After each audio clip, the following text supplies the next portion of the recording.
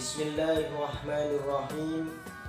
Assalamualaikum warahmatullahi wabarakatuh. Alhamdulillahillazi arsala rasulahu rahmatan lil alamin. Wassalatu wassalamu ala imamil mursalin sayyidina wa maulana Muhammadin wa ala alihi wa ashabihi mujahidin at-tahirin, amma ba'du. Puja dan puji syukur kehadirat Allah Subhanahu wa taala, yang mana Allah telah memberikan kita suatu kenikmatan, baik nikmat iman, nikmat Islam, nikmat sehat dan nikmat panjang umur, yang mana pada siang hari ini mudah-mudahan senantiasa kita selalu dalam lindungan Allah Subhanahu wa taala. Salawat serta salam tidak lupa kita curahkan kepada junjungan Nabi kita, Nabi Agung, Nabi besar, Nabi Muhammad Sallallahu Alaihi Wasallam.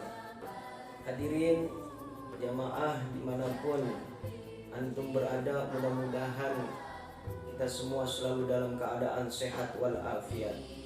Hari ini pengajian awal, insya Allah saya akan membahas dari salah satu kitab karangan seorang ulama termasyhur, ulama yang sangat terkenal, ulama yang karismatik, yaitu Syekh Nawawi Al-Bantani.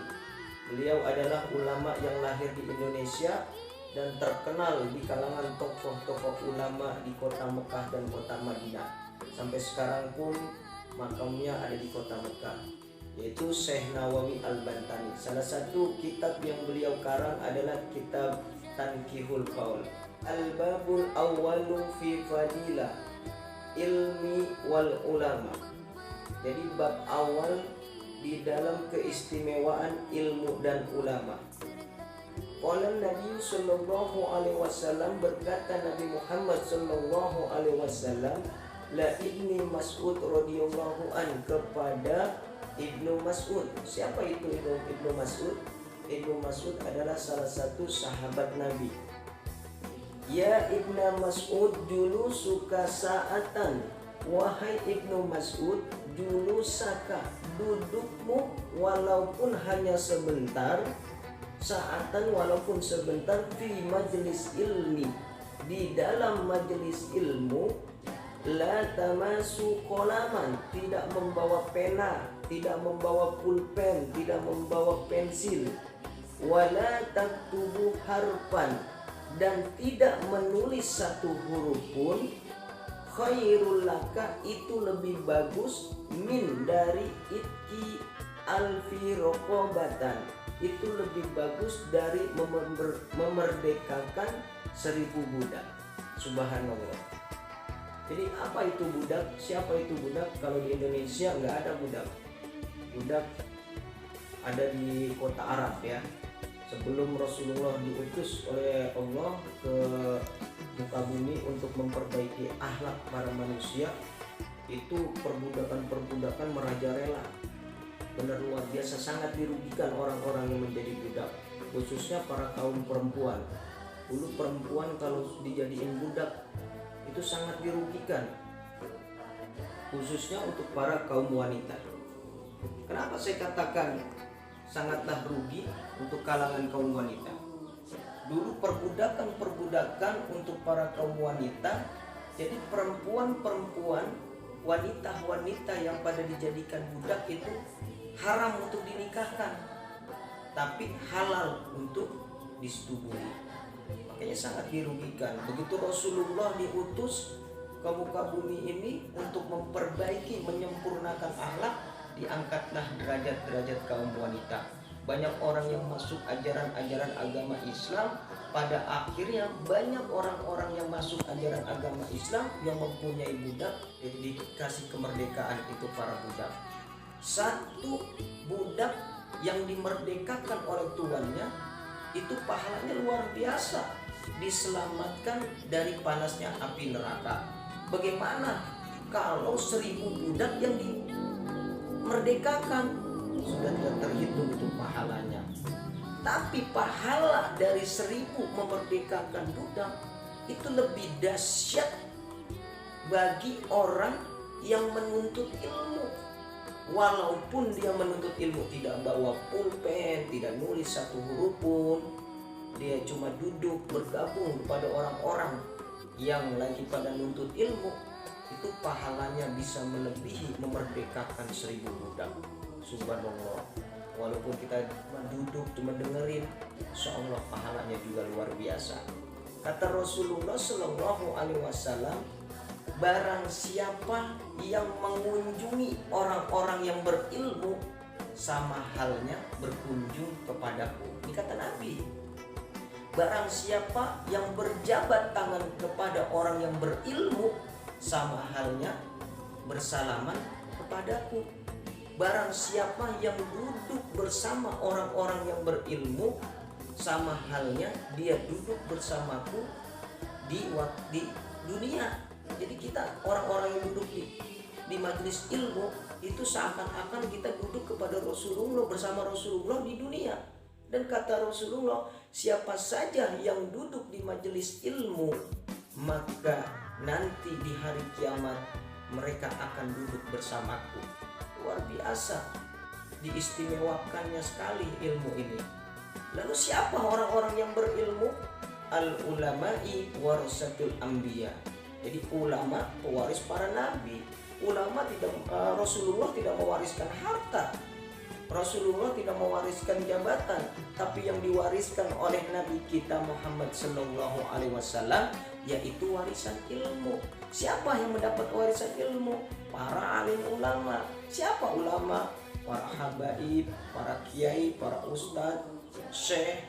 Itu ulama-ulama yang patut kita hormati, yang patut kita istimewakan, karena memang ilmu itu sangat diistimewakan oleh Allah Subhanahu wa taala.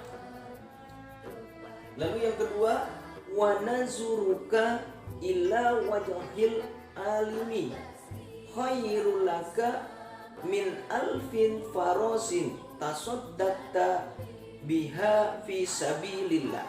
Wa nazuruka ila wajhil alimi, pandanganmu terhadap orang alim, terhadap orang yang berilmu, khairul laka min alfi farasin, itu lebih bagus dari tasaddaqta biha fi sabilillah, dari 1000 ekor kuda yang kita sedekahkan di jalan Allah.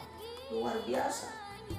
Kita memandang ulama, kita memandang orang alim, memandang orang berilmu, itu lebih bagus daripada kita bersedekah 1000 ekor kuda. Sangat diistimewakannya ini ulama, karena memang diistimewakan. Sebab kenapa? Memang ulama pewaris para nabi. Jadi ulama-ulama kudu kita hormati, ulama kudu kita hargai, kudu kita istimewakan.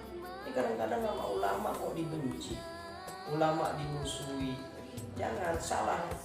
Kadang-kadang zaman sekarang kita tahu, ya, kalau melihat kiai, lihat habaib, lihat guru, lihat ustadz, bukannya malah salaman, malah kabur. Katanya kiai minyak wanginya angker, serem. Ntar kalau ketemu kiai, ketemu ustadz, ketemu guru, tadi ceramain lagi. Salah besar. Kalau kita ketemu ulama, ketemu guru, ketemu kiai, itu kudu kita hormati, kita salam.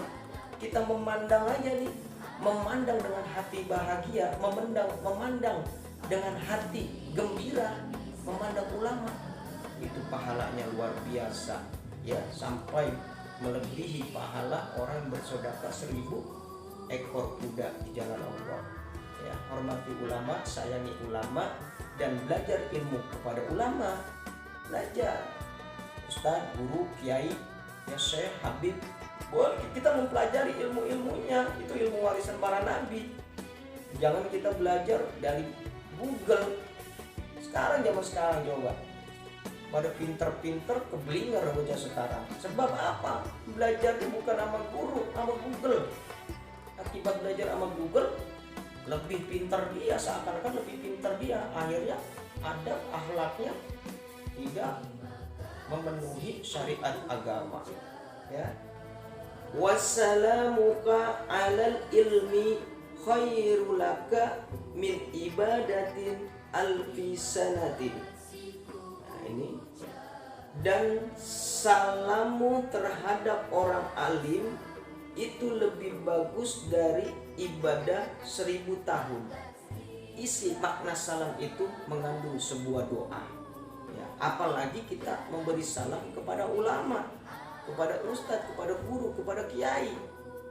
Itu harus, kalau kita mau mendapat keberkahan dari seorang guru, kita wajib ya salam. Kalau salam bolak-balik, cium tangannya kanan dari atas ke bawah, karena untuk mendapatkan keberkahan para guru kita.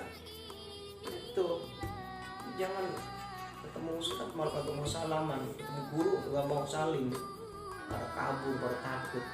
Sebarkan salam, syiarkan salam, karena salam adalah merupakan suatu dakwah juga bagi umat Islam.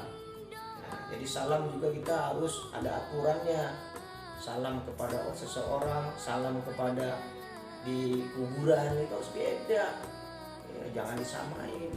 Masuk ke pemakaman atau di tempat kuburan, kita membaca assalamualaikum ya ahli kubur, assalamualaikum ya ahli jannah muslimin wa muslimat, seperti itu.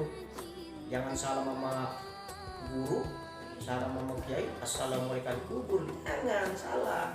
Assalamualaikum warahmatullahi wabarakatuh. Jadi sebarkan salam, insya Allah dengan kita menyebarkan salam itu adalah menjadi ladang suatu dakwah kita. Mudah-mudahan menjadi pahala buat kita semua. Terima kasih, mudah-mudahan ada manfaatnya. Assalamualaikum warahmatullahi